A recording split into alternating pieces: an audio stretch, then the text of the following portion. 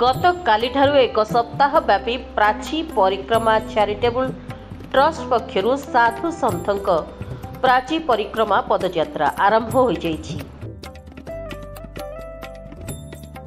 प्राची नदीर सुरक्षा एहार महात्म्य संपर्क में सचेतनता सृष्टि करने पई साधु सन्थ मानक पक्षरु परमहंस प्रज्ञानानंद महाराज देव नेतृत्व में 12 वर्ष हेब प्रतिवर्ष एही यात्रा अनुष्ठित होई आसुछि।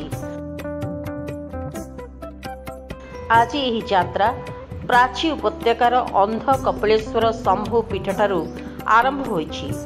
पदयात्री माने राधाकांत मठठारे पहुंची संध्यारे प्राची सरस्वती की पूजा और आरती करी रात्रि जापन करिसंती।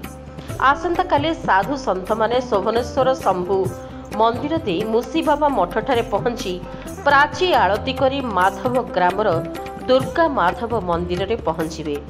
सेठारे संध्या आरती करी रात्रि जापन करिवे।